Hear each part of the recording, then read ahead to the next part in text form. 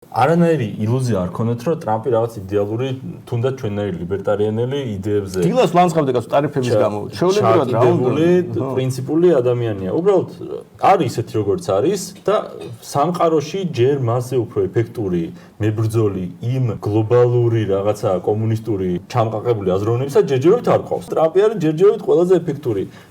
შეაფასეთ ის მისი ქმედებებით და არა სიტყვებით. სიტყვებით უამრავ რამეს იტყვის.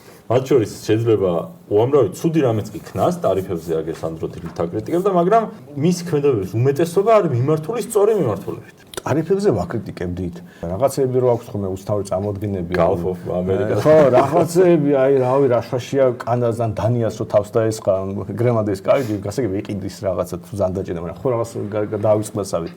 ეფშტეინის ფაილები რო არ დადეს წესიერად და დაპირდნენ. მე მასაც უკვე ვაკრიტიკებდი, რო არ შეიწყალა როსი პირველ დღეს ხო დაპირდა და მეორე დღეს შეიწყალა და მაინც ვაკრიტიკებდი. უბრალოდ აი დიცურას რო ხედავ რა, ყავდა რა სოციალისტი დეგენერატები სოფლიო მასშტაბში და ტიპი გაიჩიტა, ჯერ ესა მილეი იყო, მაგრამ მილეი ერთი რას იზამდა სოფლიო მასშტაბში და გაიჩიტა ყველაზე დიდი ქვეყნის პრეზიდენტად, ტიპი რომელიც ამ ყველას ებრძვის. გემის კაპიტანი და მოაბრუნა, აბრუნა. შეძახი რომ ოი იმას აისბერგს გაიხახუნა, რა ვიცი, ნუ აი. ხო, და ისა კვესხის ფასი გაიზარდაო და ისა კიდე გაიზარდაო კაც რომ მოვიდა არ შემცირდაო.